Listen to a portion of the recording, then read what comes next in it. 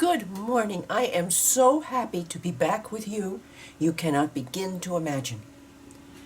Before I begin doing my show and tell that I had planned for today, I thought I'd give you a little bit of an explanation about why I disappeared for a while.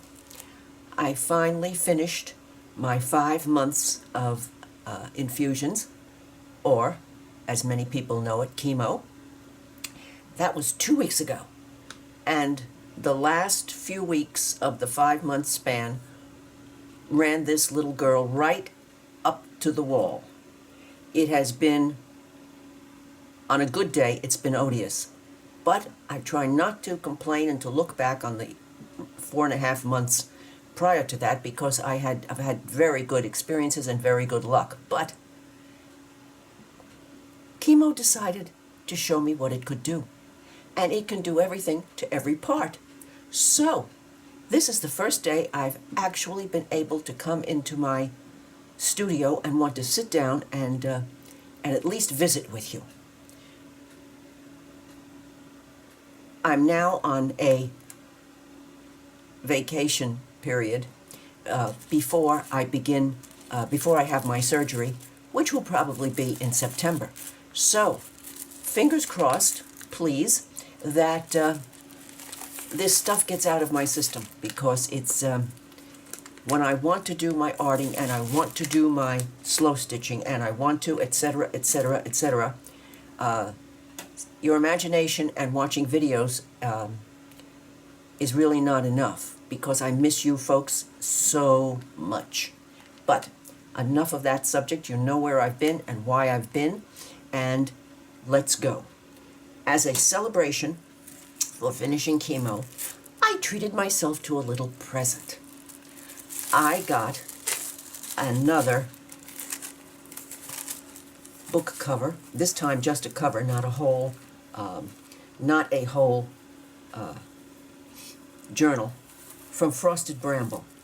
This is my second purchase, because I so love her work, and I so love the slow stitching that she does on her pieces.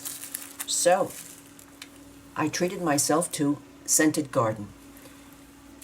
As you can see, this is just a book cover. It has a beautiful sari silk tie and a sari ruffled edge, which I just absolutely love to death. So, a quick glimpse of the front and back with another sari ruffle on the back cover. Now, let's have a closer look. Layered flower, slow stitched, all of the under pieces done in the crazy quilt fashion that I just so love myself, and lace used as leaves, and I promise that this came after I did the lace sleeves on our cover for the Altered Book Journal. But I thought, well, I guess that makes my little so-called invention valid, and of course not an original thought. Aren't these flowers just adorable? They are made of many pieces, must be circles, different size circles of sari silk that are folded in half and in half again and attached to make these lovely stand-up flowers. Now, this is a little flat because, of course, it came to Jacksonville, Florida from from England. Let's have a good look at the back now.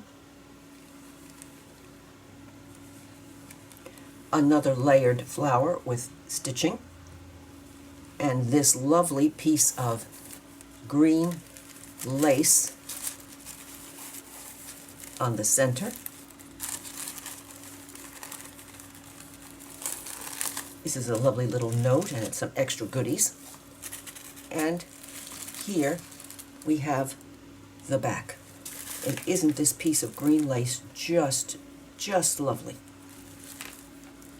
Hand painted on taupe colored muslin, hand painted leaves. hand-painted leaves here to make the leaf and stem for these added-on flowers. Oh my, I'm so happy that I had a good excuse to treat myself. That was before I met the wall. But I am so happy that it arrived. And signed here, Frosted Bramble, and a pocket across the inside. And I've noticed that she has used machine stitching to attach the front and back to a, I don't even think there is no lining in here. It's just the fabric, the crazy quilted together fabric for the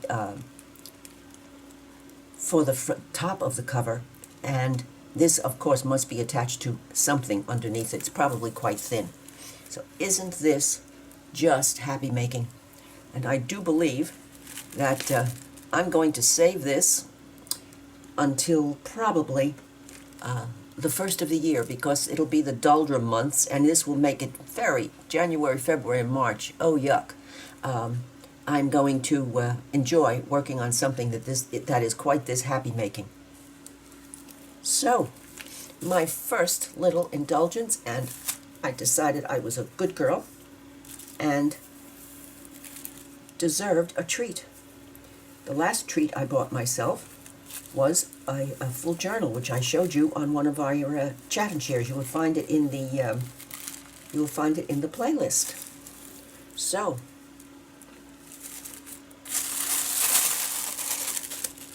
you can see why I fell in love.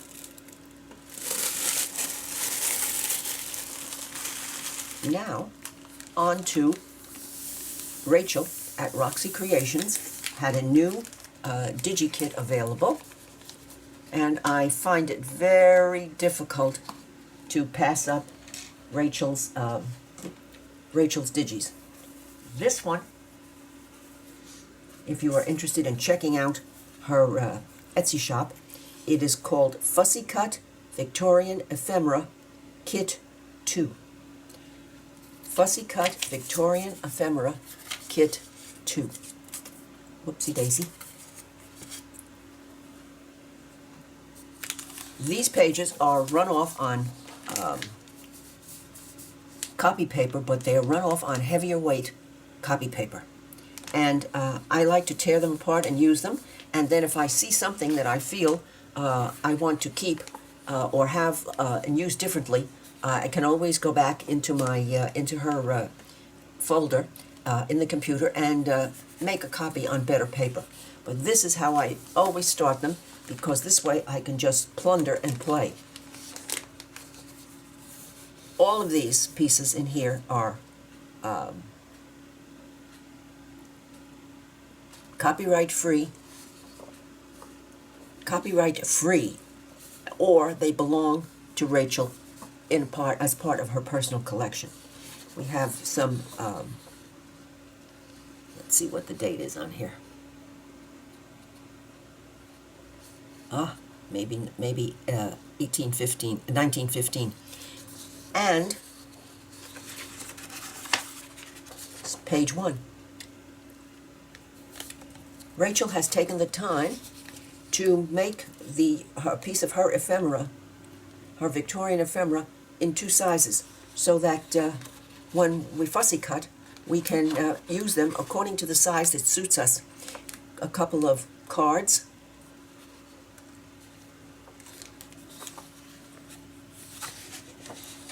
some small bits, a Chinese, an Oriental lady. By the look of her hair, she might be Japanese, but I don't know that. And some of Rachel's ephemera, and a particularly fun picture. It looks to me as though, as for the best I can see, because this infusion has dulled my eyes a little bit. Or it could be the cataracts that have to wait until the first of the year. Who knows? But I think that is, they're standing in front. It looks to me like they're standing in front of an airplane wing, which would be big doings for that time and that era. And 3 different sizes on that piece. Let's see what we have here. 2 more sizes and some of Rachel's letters. She has them because she lives in Italy, and when they say antique in Italy, they really mean it. So, and this are part of the same letter. More fantastic pictures from probably late Edwardian era.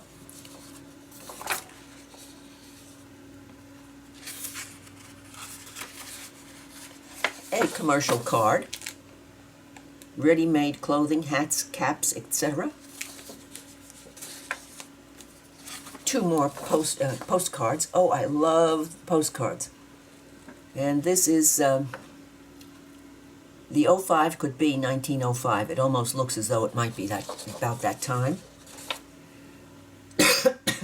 Sorry. Guess what that's from. And some of her lovely postcards that are part of her own original collection. Oh, isn't this one just exquisite?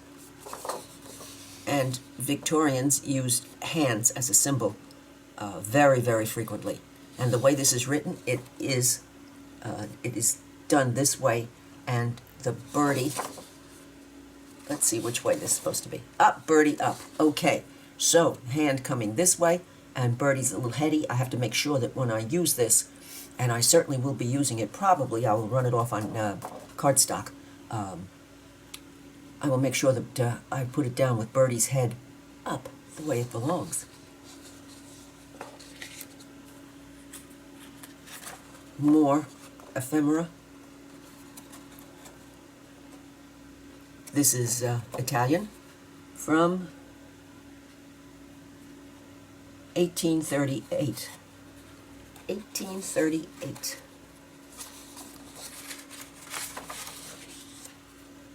More old handwritten pieces.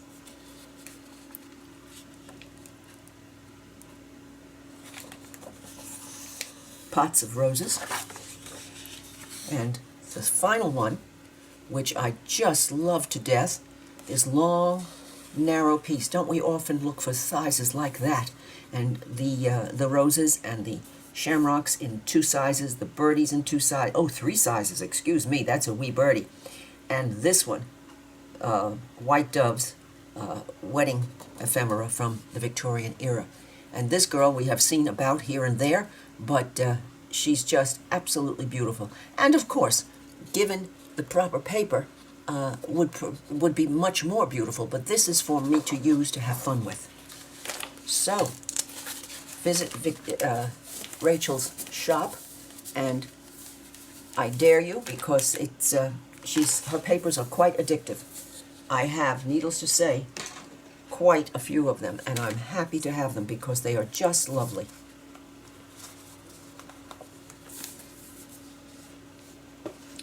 Next, from Gail Augustinelli. Thank you, Gail. All of us know Gail.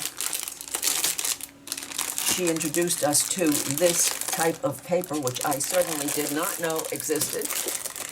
And I hope that you did, and that you can appreciate why I could not resist immediately ordering some of this paper through Amazon. And she received credit for this because I used her website. And this is coming out now.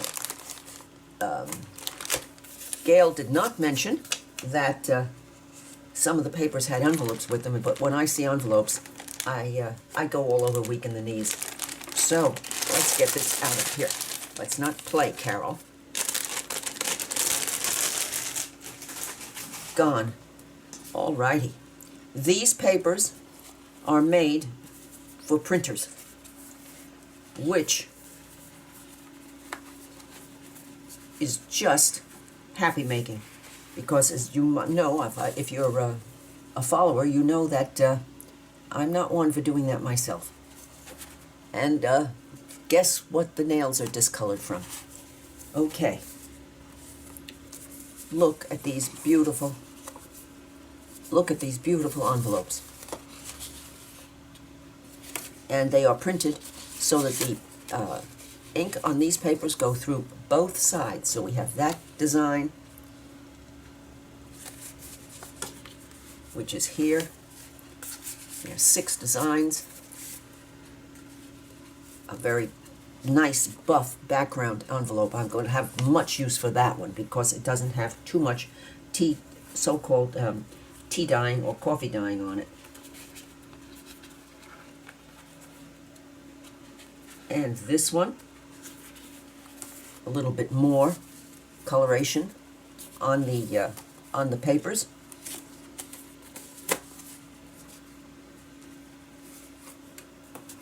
This design also, this looks to me like it's supposed to be coffee dyed. And isn't it just the cat's whiskers? So, and 2 more. 2 more.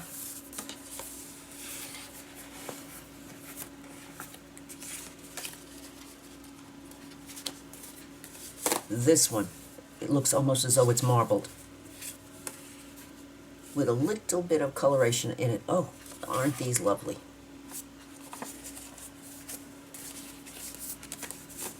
And yes, through the printer they will go. And a mile stripe. And now, let's get this group off and let's look at the papers. Here's the packet of papers. Quite a thick packet, as you can see. And here's the marbled paper on both sides. Is this not just calling to be used in the printer? So we have that one.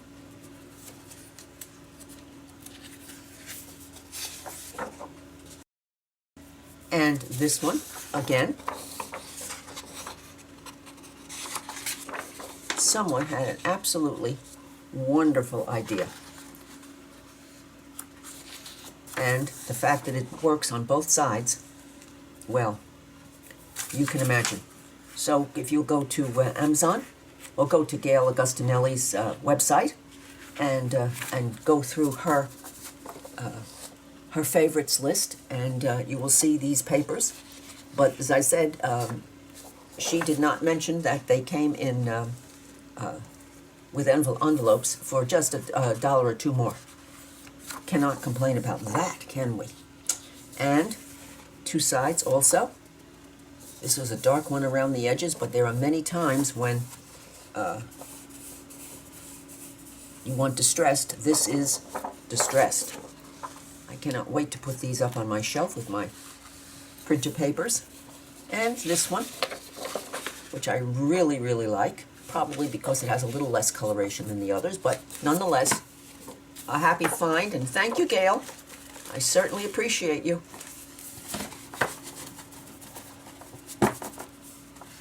So, and next, you might have noticed that I have my folder out, which is going to contain tags and is going to be become Happy Mail. So I have 2 tags in each pocket, and I have 1 left here, 2, 3, 4, 5, and I'm going to do a mass production and finish up these pockets so that I can get them out into the mail now that it's calmed down a little bit, and my husband has found a post office that he feels is safer than others. Although the post office is doing a wonderful job of following the science guidelines. And so, when we finish talking here, I'm going to be sitting and making some tags. This is the last 5. Righty. And let me move these out of the way. And you certainly, this is housekeeping work as far as I'm concerned. You have seen myself or others make tags a jillion times. I know that. So I'm going to be sitting probably later this afternoon after I have a a little nappy, and working on finishing up this project. I've already used some of the background papers that I just showed you as background for these tags. Aren't they lovely in use? And I have distressed around the edges with vintage photo and put the hole for the tag in each one so that I am ready to lay them down. I've never really done this to this extent before, but it seems to make sense to me that since I have a project that's almost ready to go and surprise someone in the mail, I might as well just go on and do them and get them finished in one sitting, hopefully. There you have today's visit. I'm sorry that I have been separated from you. It's very difficult to be separated from you, but sometimes your body just puts its foot down, and you have to listen. It won't actually, let's be very honest, it won't let you do anything else but listen. So, if you have enjoyed today's visit, please give me a thumbs up, leave a comment. I do try to answer all of them, and I would appreciate your subscribing to my channel. Bye now. See you soon.